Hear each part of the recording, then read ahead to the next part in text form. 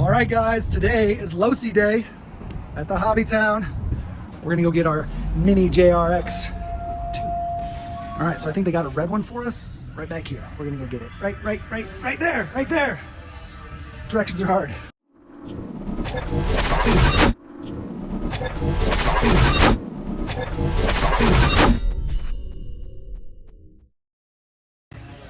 Bam. We're gonna do the red one, we decided.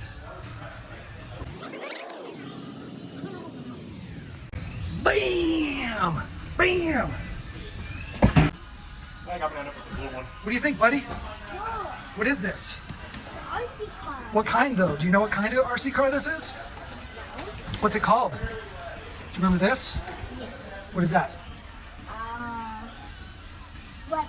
Letters? Is that a Losi? Remember Losi? Buggy? Yellow buggy. Yep, Losi Buggy. This is the one we got. See that color? Red.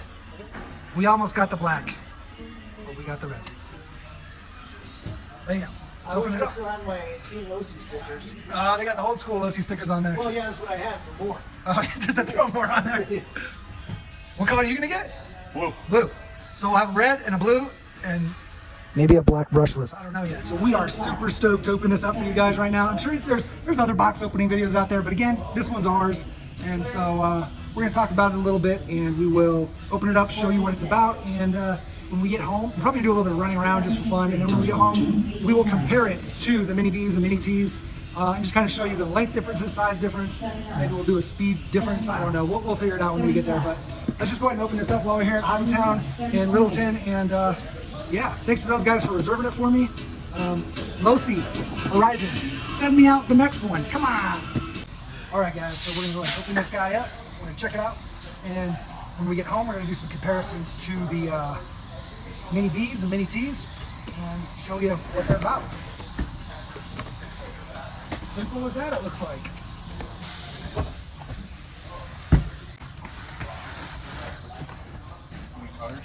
I do need colors. Sure they'll work. All right, transmitter. It's a little light feeling, a little cheapy feeling. I don't know if it's better than the Mini B ones, Mini T ones. It's a little bigger, which is nice, but it feels very light. But I do believe you can get a separate receiver for the brushless, but we'll look at that. I'll let you know. But I think you can do that, and it'll bind to this remote. So that would be super convenient. So there's the car. That guy's pretty cool looking. It's got the little antenna. Nice throwback. Comes with your standard stuff. Looks like you have a little T-wrench, some hex wrenches, our typical dynamite charger that you should throw away unless it's your only charger, and the batteries. Oh, and the classic binding plug, or whatever you call it, plugs. Yeah, it's binding plug. Binding plug that I absolutely hate, but that's cool. Throwback. Not quite a throwback, because back when these were out, they were using crystals, 27 megahertz. So not quite a throwback, which means I'd rather not have that. I'd rather have just a push button bind of some kind, but it'll work. So these guys have 4 pins, and they are a little tight, so that's annoying.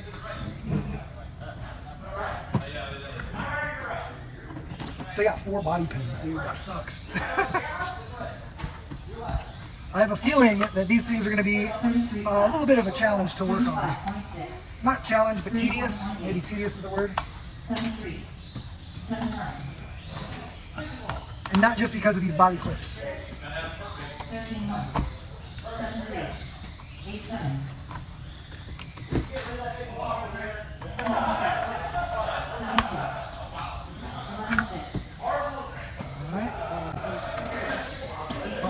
The wing is mounted with like a wire wing mount. It's pretty cool. I think the original was actually mounted the body with the wing. So you put the body on and then the wing would clip in, and that's what would hold the body on. Got a little show off, little clear transmission cover, pinion and spur gear cover. The motor, I think it might be a 280.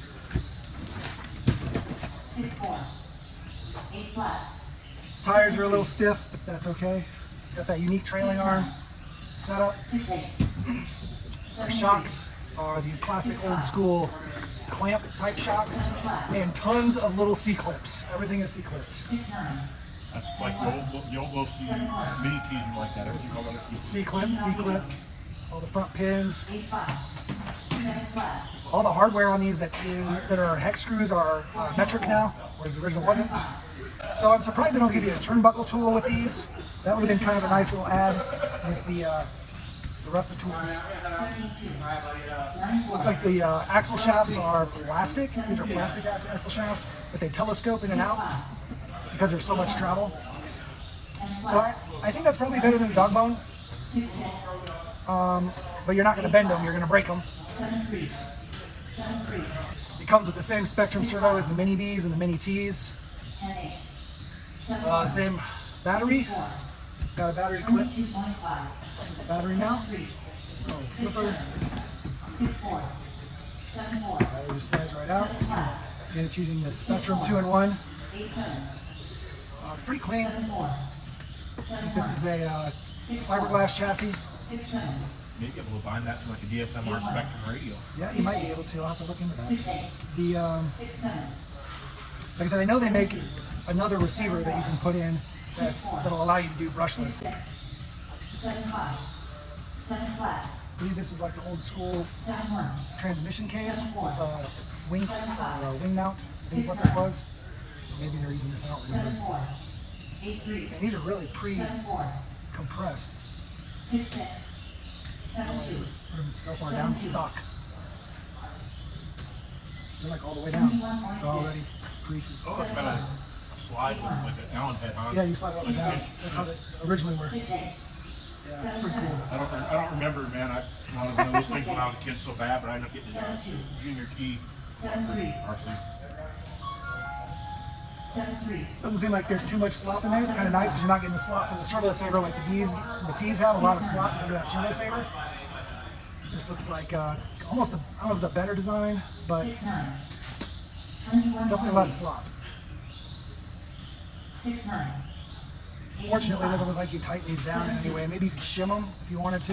Shim it up. Feels pretty light. Not too bad. Again, this is very classic suspension setup. I don't know how well it's going to work on carpet racing. If we carpet race these, it's probably going to be better in the dirt, as long as we don't have huge jumps. But yeah, the preload on this, I guess you could get stiffer springs and reduce your preload. But there's a lot of preload from the factory.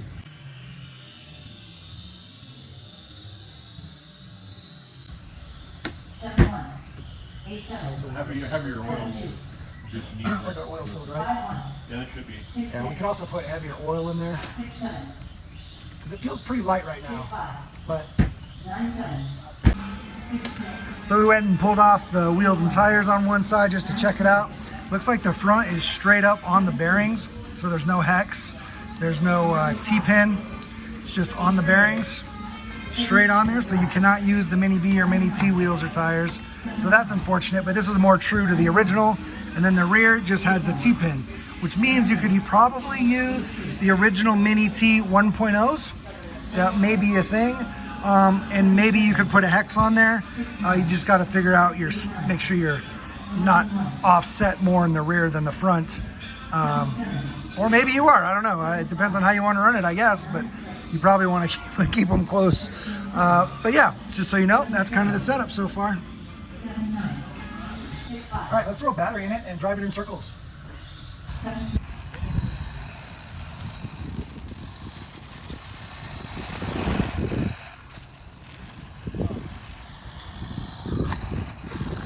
Bottoming out. Right.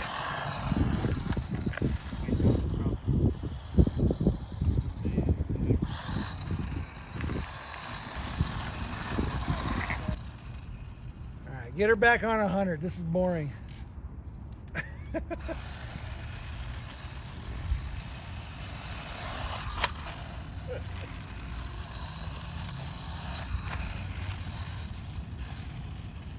What'd you bring?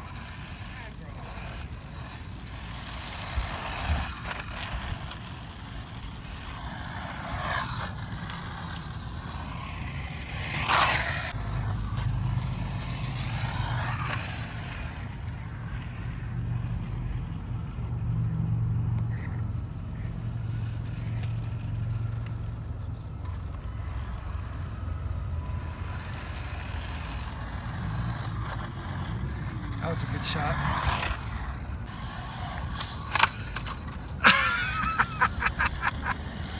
Oh, the wing! The wing! There. Let's do it again. Excuse me, rock crawler. We're racing here. Nice.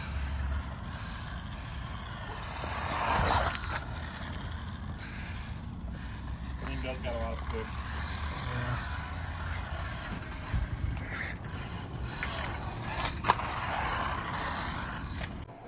Alright, so we hope we enjoyed that little bit of running video there at Hobbytown and the box opening and kind of basic discussion about the new JRX2.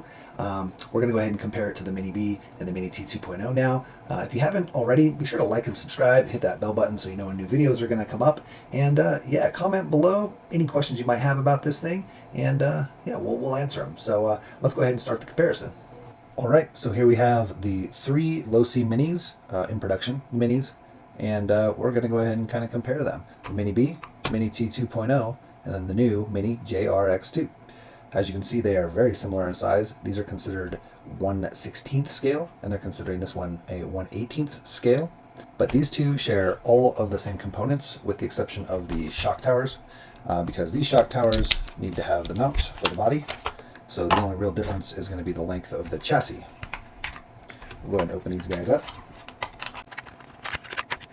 Now the truck opens up, as you saw, with 4 body pins, and the buggy opens up with a single body pin, and the front tucks underneath the shock tower and around the motor cover, the spur gear cover.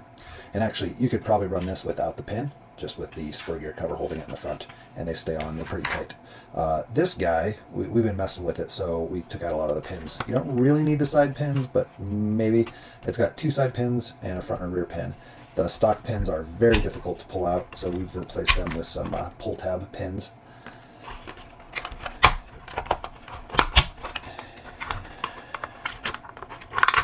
It's held on there pretty good because of the front and just the shape of it. Now, as you see on the buggy, the Mini B, the wing is attached to the shock tower, whereas on the JRX2, the wing is actually attached with wing stays, these wire rods, to the body. On the original, this actually shot straight through the body and into the chassis where these aluminum pins are. Now it's interesting that Losi chose to include these aluminum pins when they're not being used. It's rare that a company will spend money on something as part of production and not have plans for the future to use it.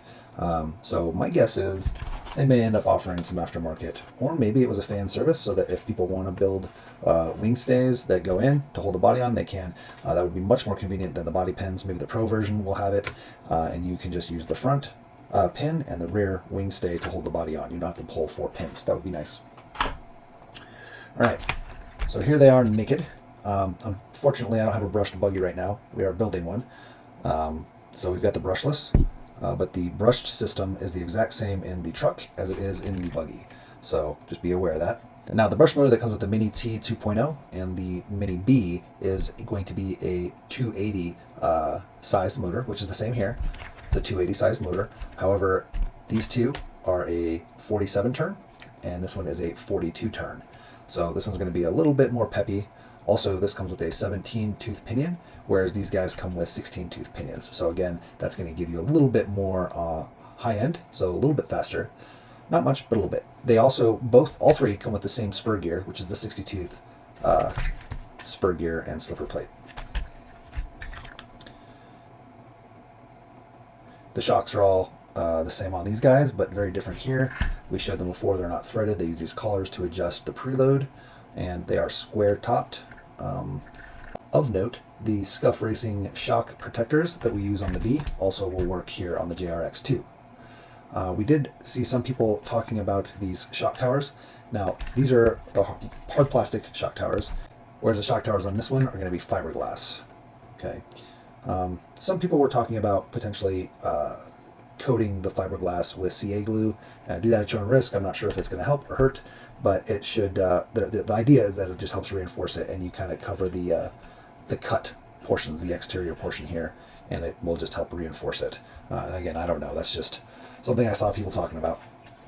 I think I mentioned this earlier, but it's interesting to note that these shock rear shocks have a ton of preload already on them, and they still feel pretty loose. So I think the only thing you're going to do here is either get stiffer springs, longer springs, or heavier shock oil in there to help kind of give a little more weight to that if you wanted to. It's odd to me that they would send it from the factory stock with these all the way preloaded and being as loose as they are. I would have preferred them to be half preloaded with the same amount of looseness. That way, if I wanted to, I could adjust them down or up.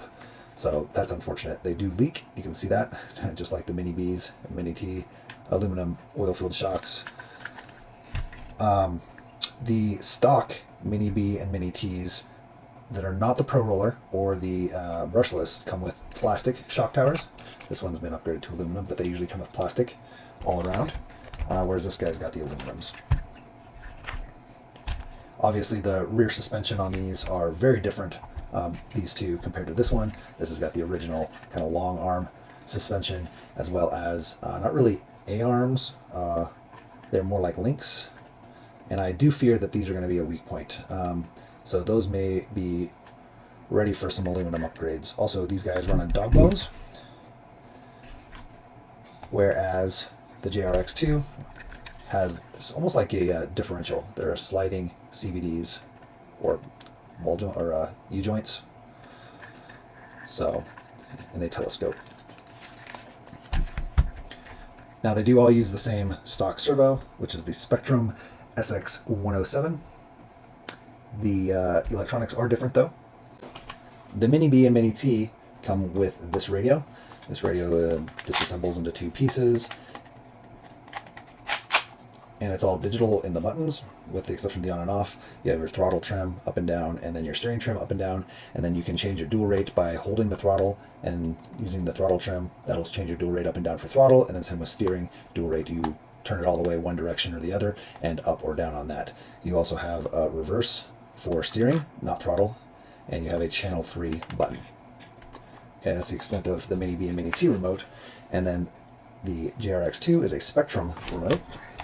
And I believe this actually has a Spectrum receiver that will work with it as well if you're trying to go brushless. But this one does have the Spectrum SLR300 3-channel SLT receiver if you want to pop out the 2-in-1 combo and go with a brushless Dynamite or like Hobby Wing setup with speed control. Now this is a more analog remote, and you can see the difference here. It's a much larger wheel. It is a little bit heavier than these. Actually, I said these are pretty light, but that was with no batteries on it. Earlier I was kind of complaining about that, but it's got a little bit more once you got the batteries in there. It's all analog though. This is digital as far as the buttons are concerned. This is analog. As far as dual rate for throttle, you have the 50, 75, or 100 type concept, and then your steering reverse, your power button, and then you have a steering dual rate and a steering trim. So unfortunately, you don't have a throttle trim at all. No throttle trim on here. As far as feel is concerned, I think this is a little bit stiffer. I like the larger wheel. The throttles are about the same. Overall, I like the compactness of this one. If you are going to use a stock remote, I use a Noble NB4 Pro, so I'm used to a heavier remote that's a little bit larger. But if you are looking for something more compact, you got this. It does break down. It's easy to pack and travel with. That's one of the benefits. I take like 5 or 6 of these little trucks and buggies out to the track sometimes, and I can bring stock remotes for everybody so people can borrow them, and I'm able to easily pack away the remotes with each one. So having a compact transmitter is nice sometimes, but they are kind of cheapy feeling. Whereas this guy's a little bit bigger and doesn't disassemble. I do not like that I cannot stand it up, which is a stupid complaint, but it's not flat on the bottom. It's actually got like a ridge, so you can't stand it up. It just kind of falls over if you try to. And not because of, well, it'll stand up a little bit if you balance it, but you can see it's not flat. Back to the cars. I do want to mention in the steering here that some have said that this link has been tight, and you probably want to check all your links to a degree and just make sure your ball cups don't have any kind of burrs on them or anything. And it's always good practice just to run through the entire rig whenever you get any kind of new rig. 1, to learn about that rig, and 2, just to make sure that things are properly moving and machined and cleaned up, so you don't have any major binding. You always make sure your wheels spin freely. You don't want any binding there. That's an easy way to quickly burn up a motor or mess up a transmission. Speaking of transmissions, the transmission on this guy, we haven't opened it up, but we've been told, and through other reviews, they've mentioned that the transmission is much more simple than the original. I almost would bet that it's similar to these, but again, I can't say. Maybe we'll open one up at some point. But right now, we're just trying to keep it basic. On both the Mini B, Mini T, as well as the JRX2, the turnbuckles are notched, so you know which direction the threading is going, but they are different. You can see these are using these wider, a little bit bigger, I believe, in diameter, and they have the hole that goes through them, whereas these are kind of the more classic ones. They're just simple. One other thing that I'm not a big fan of, which we mentioned earlier, is these are, I think we call them C-clips, but they're actually E-clips. There are tons of E-clips, or also called Jesus clips, as in, oh Jesus, where did that clip go? Because you will shoot them across the room if you're not careful, but they are everywhere throughout the car, which is how it originally was, yes, but it would have been nice to modernize that for us so they're easier to work on. Not easier to work on, because they're not difficult, but just less tedious to work on. Now, because of the motor configuration on this one being a rear motor versus these are both mid-motor, these are going to be better on higher traction surfaces, your carpets, astroturfs out on the concrete or asphalt. This guy is really designed for dirt and loose track, loose surfaces, both with the suspension and the rear motor. It's gonna, and even the tires, it's really gonna shine in just loose, bumpy, uneven surfaces.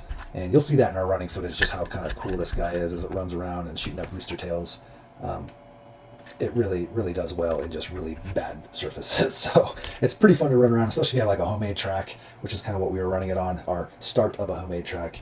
It definitely kind of handles it better than these guys, especially these tires.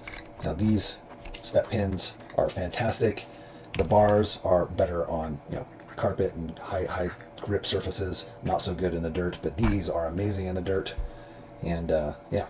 All right, talking about the wheels and tires here, the nuts on the JRX2 are 7mm, whereas on the B and the T they are 5.5. So unfortunately, I have to use a different tool for this guy here, but most of it is going to be different. Luckily for us, all the bolts that are hexes are metric now, versus the original where they were not. Also, the front shock, or any of the shock towers, the nuts there are going to be 4mm, and that's across all three cars, so that's nice. One thing we noticed while running this, the motor stays pretty cool. I mean, for the most part, it does heat up, but this motor plate here, or skid plate, ooh, we got a hitchhiker. The skid plate or motor plate here, this aluminum JRX2 labeled plate, really helps dissipate the heat, actually. It's not directly attached to the motor, but it's close enough, and it's attached to the motor plate here. So, and it seemed like it was actually warmer than the motor itself, which was kind of interesting.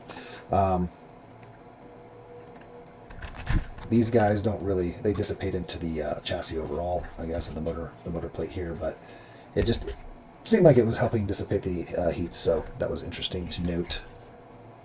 Now we'll go ahead and put all the dimension differences up on the screen. You can check those out. It basically about the same length here, whereas the T is going to be shorter. I do think that these could all kind of hang in a class together, you know, if you really wanted to, but the buggy is going to be by far the best performing on a carpet or high traction surface. Indoor off-road carpet, this guy's going to shine the best.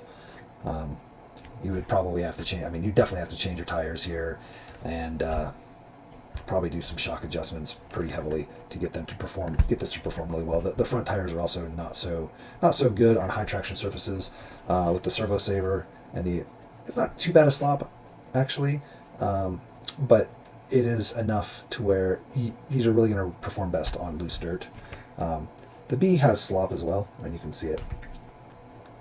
But because they use the same servo, you can actually use the aluminum servo horn for the B and T on this guy as well, so that'll help clean things up.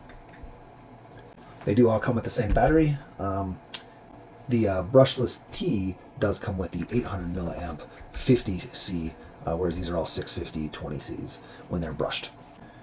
As far as battery mounts are concerned, this battery mount is a flip style, just like the originals, with a single body clip that'll go through there. The T is going to have two. We usually only run one, just because it's a pain to pull both out, and the one holds it just fine. And then the B doesn't use any pins. It just uses kind of a rubber elastic band that attaches to the other side of the rail. I think we prefer this one, but we understand why this one is set up the way it is because there's limited space in here. If you end up with like a 2-in-1 dynamite and a small receiver, you can put the small receiver on top of your Spectrum or on top of your servo, getting rid of all of this and having just the brushless there. But because of the space concerns, they need somewhere to mount it. They put it on top. These two have enough space to be able to put your electronics in without having to worry about that. We do prefer this over this, so I kind of wish there was that mount, but again, they're trying to keep, this is a nostalgia. This is a trip down memory lane, and they wanted to keep that how it is, and it works fine. And I've heard stories that this little issue here, or this finding a way to mount the battery, was one of the things that held this guy up in production. That, in addition with these trailing arms, really held back the release date for this guy. So, of course, you have to include that. I mean, that was such a pivotal part of Losey's history against Team Associated, right? Because they delayed. And Team Associated did not, and there's the rivalry. That's how it was born. You can check out our video talking a little bit about the history. It was kind of the reveal video for this guy. We'll put a link right over here. We showed earlier how these wheels are mounted with the pins. Those pins are actually roller pins. They're not just normal, axle pins. They actually are roll pins, so they're going to be a little bit harder to get in and out. Then the fronts just ride straight on the bearings, whereas the B and the T both use hex hubs. The rears have a pin, non-roller pin, and then the fronts just attach directly to the hubs, and then those are hub axles, and those axles are then on the bearings. One last thing is top speed of these guys, all as brushless. Both of these are going to run about 13.5 to 14 miles per hour top speed, whereas the JRX2 will hit 15-ish. So it's about a mile an hour faster, and that's mainly due just to the slightly beefier motor and the 17 versus 16 tooth pinion. Other than that, they're going to be very, very similar. Now the chassis on these are both aluminum, and this guy here is going to be a fiberglass chassis. It does have a little bit of plastic bumper here to help protect the front of that fiberglass chassis, but overall it's a fiberglass chassis. The original was carbon fiber.